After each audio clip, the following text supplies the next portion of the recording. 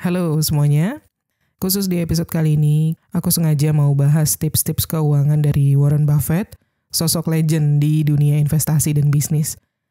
Karena di tanggal 3 Mei 2025 kemarin, Bapak saham dunia ini baru aja ngumumin bakal pensiun dari karirnya sebagai CEO Berkshire Hathaway, sebuah holding company yang bisnisnya tuh termasuk asuransi, energi, keuangan, sampai manufaktur. Dan di usianya yang udah 94 di tahun 2025 ini, Buffett tuh berhasil dikenal sebagai simbol suksesnya orang Amerika. Kepiawaiannya dalam mengenali bisnis dan tren industri untuk investasi jangka panjang, sampai prinsip kesederhanaannya membuat Buffett dijadikan contoh oleh banyak investor di dunia. Jadi di episode kali ini aku mau ajak kalian belajar bareng ya dari nasihat Warren Buffett tentang cara jadi makin jago ngatur uang. Ada banyak resep keuangan ala Buffett yang kalau kita resapin dan terapin bakal sangat membantu kita untuk lebih tenang dalam mengatur keuangan, gak gampang ikut-ikutan tren yang rusak dompet, tahan banting secara finansial, dan yang terpenting bisa mengambil keputusan keuangan yang waras, bukan asal-asalan. Dan ini bukan tentang caranya cepat kaya ya guys. Ini soal jadi cerdas secara finansial dari hal-hal kecil tapi dampaknya bisa panjang. Siapa tahu nanti ada di antara kita yang bisa sesukses dan sekaya Warren Buffett, ya kan? Oke, let's go. Kita kulik bareng-bareng ya. Nasihat pertama dari Warren Buffett adalah hindari gaya hidup lebih besar dari pemasukan. Jadi gini, Buffett pernah bilang, kalau kamu terlalu sering beli barang yang sebenarnya nggak kamu butuhkan, bisa-bisa nanti kamu malah terpaksa jual barang yang kamu butuhin banget. Ayo, siapa yang sering ngalamin hal ini? Tapi masalahnya memang kita hidup di zaman dimana gengsi itu kayak jadi kebutuhan utama gitu ya. Scroll media sosial, terus ngelihat temen nongkrong di coffee shop kekinian setiap minggu, atau staycation setiap bulan, atau bahkan sering unboxing gadget, unboxing tas, unboxing barang-barang konsumtif lah pokoknya. Lama-lama kita jadi ngerasa, kok hidupku gini-gini aja ya? Padahal nggak ada yang salah sama hidup kita. Yang salah tuh kalau kita memaksakan diri untuk ngikutin gaya mereka, padahal kondisi finansial kita beda jauh. Nah, Buffett mengajarkan kita untuk sadar bahwa pengeluaran itu harus proporsional sama pemasukan. Kalau misalkan kalian punya gaji 5 juta, tapi gaya hidup kalian kayak orang yang gajinya 10 juta, ya boncos lah. Bahkan kalian bisa ngerasa miskin terus walaupun sebenarnya udah cukup. Cuman karena kalian membandingkan diri sama standar hidup orang lain yang bahkan mungkin juga belum tentu benar gitu kan. Nah, sekarang solusinya adalah coba bedain antara perlu sama ingin. Selain itu, terapin yang namanya delayed gratification alias tunda kesenangan sekarang demi kestabilan jangka panjang. Dan yang paling penting, belajar hidup di bawah kemampuan. Bukan cuma ngepas sama pemasukan, sama kemampuan, tapi ada ruang untuk menabung dan investasi. Next, nasihat kedua dari Warren Buffett. Jangan ngutang untuk hal-hal konsumtif.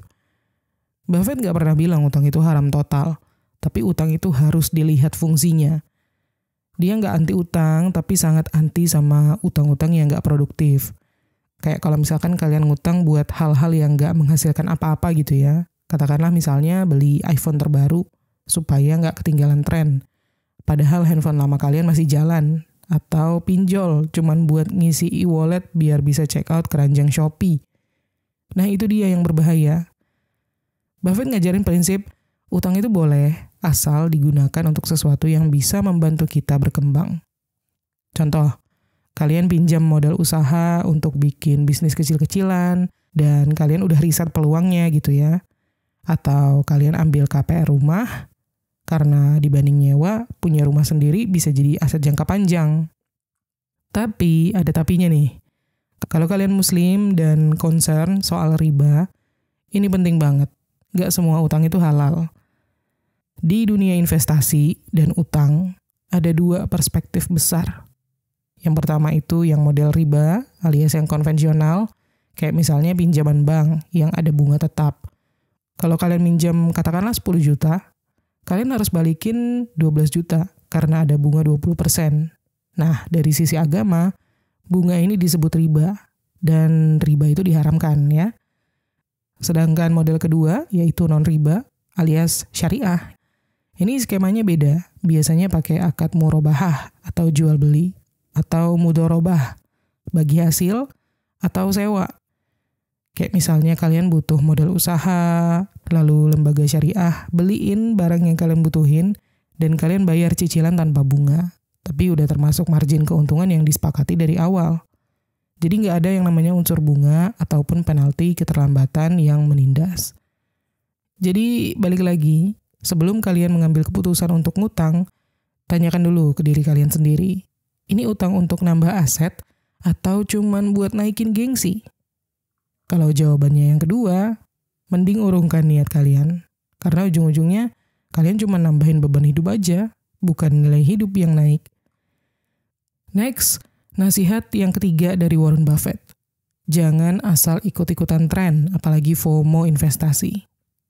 Buffett tuh pernah bilang kayak, di saat orang lain lagi rakus dan euforia, kamu juga harus hati-hati. Tapi di saat semua orang panik dan takut, kamu justru bisa menemukan peluang.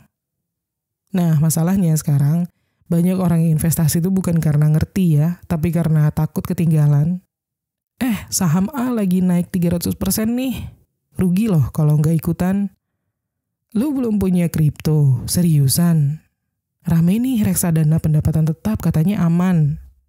Nah, mindset-mindset kayak gini nih yang bisa bikin kita lompat ke investasi tanpa berpikir panjang. Padahal nggak semua tren itu bisa cocok untuk kondisi keuangan kita. Kalau Buffett itu tipe yang tahan banting. Dia pegang saham bertahun-tahun, nggak peduli orang lain pada keluar masuk. Jadi investasi itu menurut Buffett bukan ajang cepet-cepetan. Bagi dia, investasi itu kayak nanam pohon. Dia tanam, dia rawat, dan dia tunggu sabar sampai berbuah. Jadi sebelum kalian investasi karena tren, coba cek dulu. Kalian ngerti nggak model bisnisnya? Atau ada unsur ribanya atau enggak buat kalian yang concern? Dan cocok nggak sama tujuan keuangan kalian? Karena kalau kalian cuma asal ikut-ikutan tren, risikonya tuh bukan cuma uang kalian hilang, tapi juga bisa bertentangan sama prinsip hidup kalian sendiri. Lanjut, nasihat keempat dari Warren Buffett. Bangun ketahanan finansial, bukan cuma cari uang. Banyak orang fokus banget cari penghasilan tambahan, freelance sana-sini, jualan online, bikin konten, dan segala macam. Itu bagus banget. Tapi kadang kita lupa sama satu hal. Cari uang banyak itu percuma kalau nggak bisa dijaga.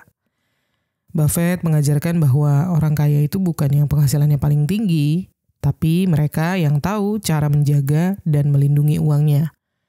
Makanya penting banget untuk punya yang namanya ketahanan finansial, yaitu dana darurat minimal 3-6 bulan pengeluaran buat yang single, dan untuk yang punya tanggungan bisa 2 kali lipat daripada itu. Selain itu, proteksi kayak asuransi kesehatan ataupun jiwa, dan rencana pensiun maupun investasi jangka panjang.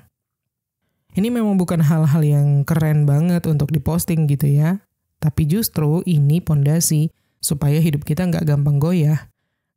Karena kan hidup itu unpredictable, nggak selalu bisa kita prediksi.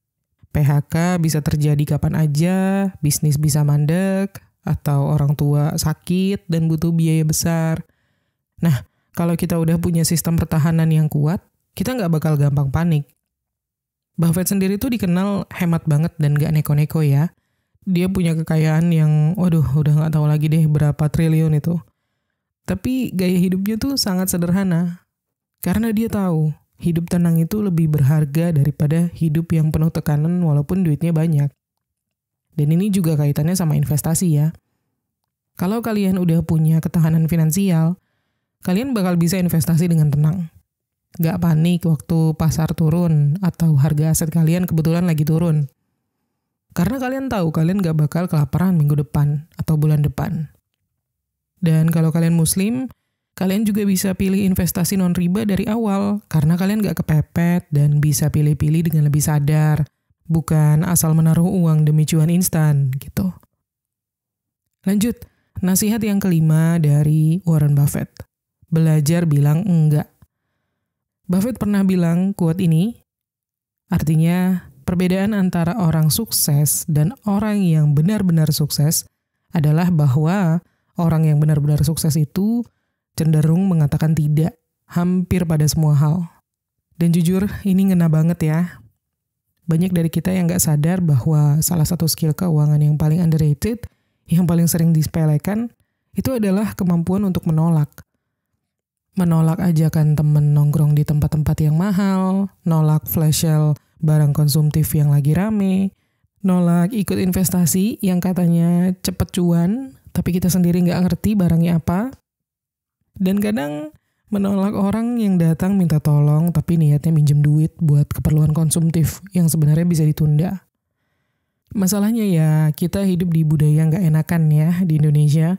Ngerasa nggak enak nolak ajakan, takut dicap pelit, takut dibilang sombong.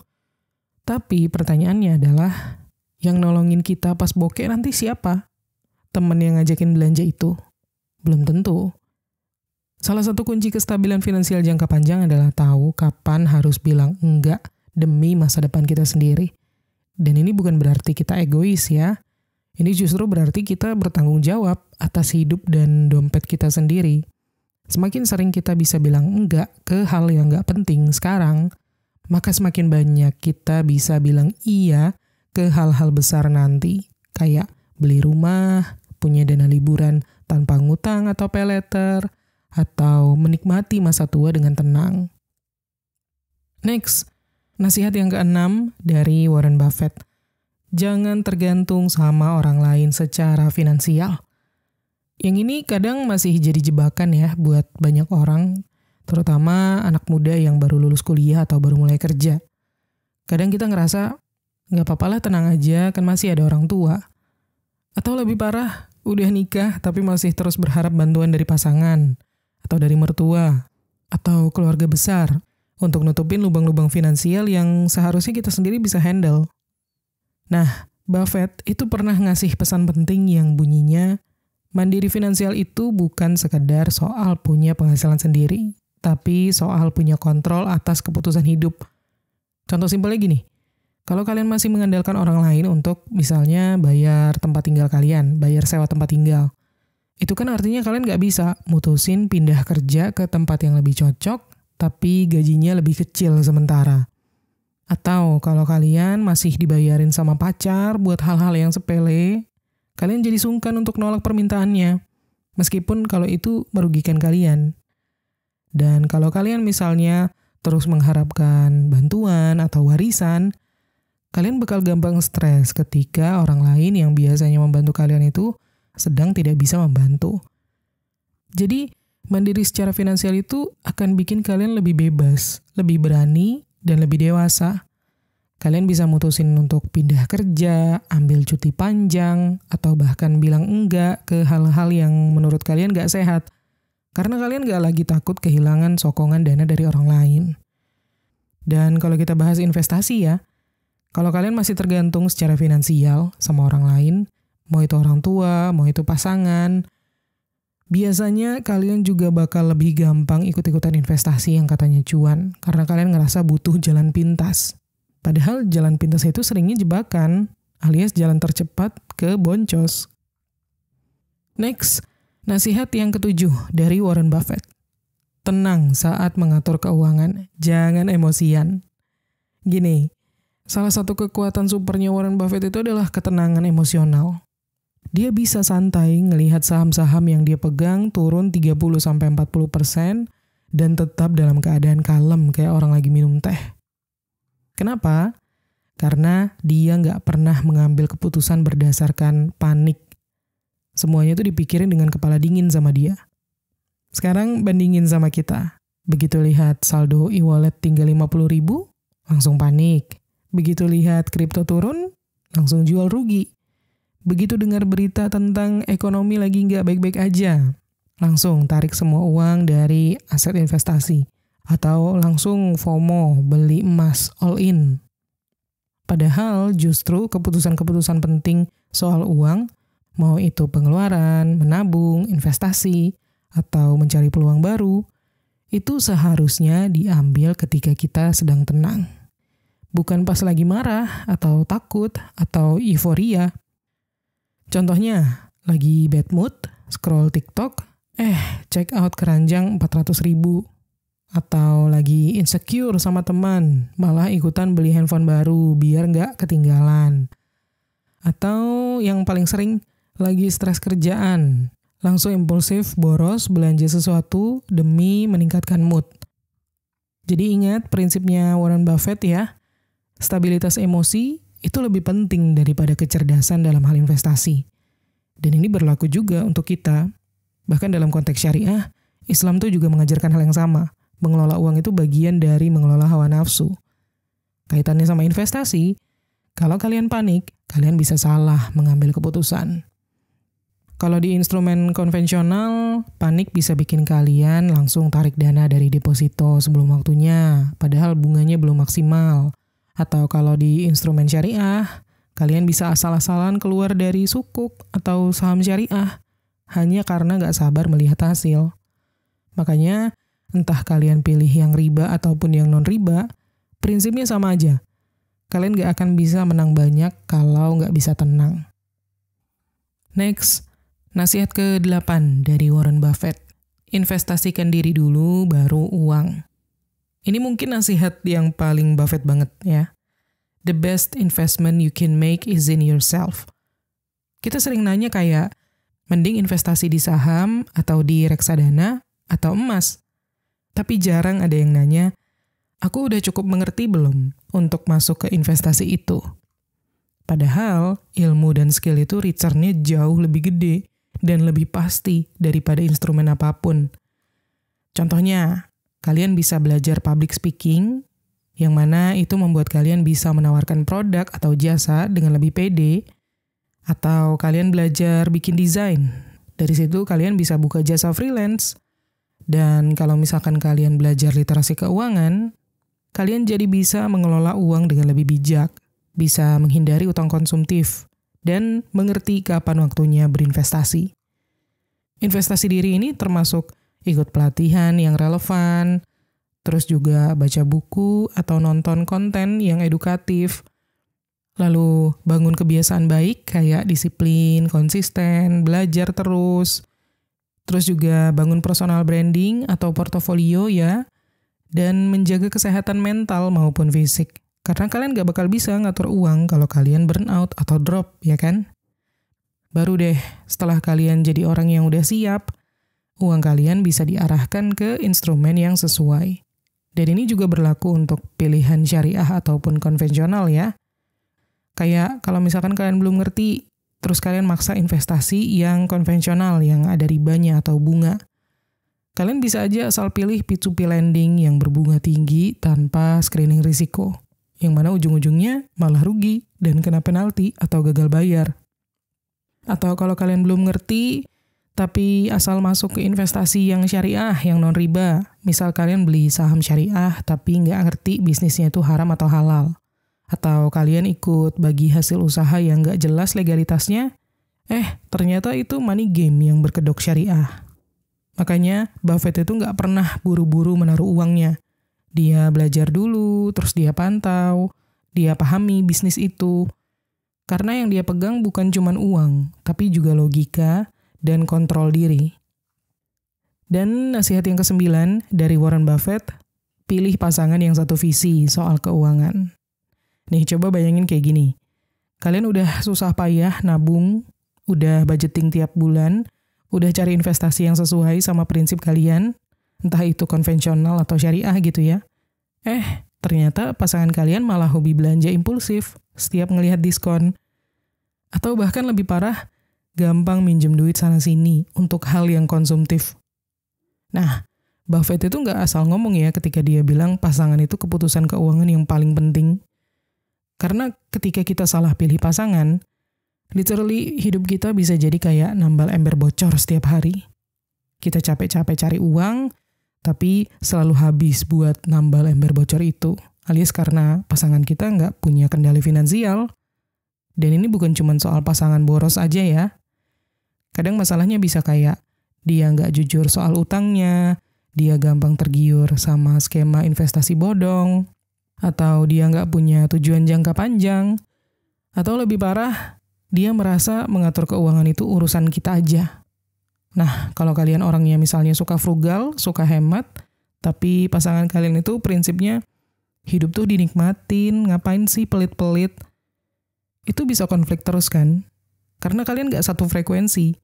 Bukan cuman beda gaya hidup, tapi beda logika dasar soal keuangan. Nah, gimana caranya kita tahu pasangan kita itu satu visi atau enggak? Gampang. Bahas hal-hal yang kayak gini nih dari awal. Menurut dia, utang itu solusi atau beban. Terus juga, dia lebih milih liburan mewah sekarang atau menabung untuk DP rumah. Selain itu, dia paham konsep living below your means atau hidup di bawah kemampuan atau enggak. Dan dia paham nggak konsep investasi syariah dan investasi yang konvensional. Dia punya prinsip sendiri atau cuma ikut-ikutan. Kalau kalian berdua sama-sama sadar pentingnya compound interest atau bunga yang berbunga, terus juga pentingnya dana darurat, dan pentingnya nggak hidup dari utang ke utang, nah itu green flag. Tapi kalau dia malah menganggap kalian nggak asik gara-gara kalian nggak mau foya-foya, wah, run, lari sekarang. Oh iya, sedikit tentang investasi. Kalian sama pasangan kalian bisa aja nih beda prinsip keuangan dalam hal teknis. Kayak misalnya kalian pilih investasi yang non-riba, kayak emas, atau sukuk, atau saham syariah gitu ya. Sementara pasangan kalian lebih memilih reksadana konvensional atau obligasi. Asal kalian bisa komunikasiin itu dengan cara yang sehat dan sama-sama mengerti risikonya, itu masih bisa diusahakan. Tapi kalau pasangan kalian itu gak paham bedanya riba dan non-riba, gak peduli mau bunga atau enggak, yang penting cuan, atau bahkan menyuruh kalian mendobrak prinsip kalian sendiri demi keuntungan yang cepat gitu ya. Itu bukan cuma beda prinsip finansial namanya, itu udah beda nilai hidup. Dan kalau nilai dasarnya udah beda, bisa jadi nanti ke depan bukan cuma masalah uang yang diributin, tapi juga hal lain. Jadi pinter-pinter pilih pasangan ya, terutama dalam hal keuangan ini. So, itu dia tadi 9 nasihat keuangan dari Warren Buffett. Simple, masuk akal, dan relatable banget untuk kehidupan kita sehari-hari. Ingat, mengatur keuangan itu bukan tentang rumus yang rumit, tapi soal konsistensi, mindset, dan pilihan-pilihan kecil yang kalian ambil setiap hari.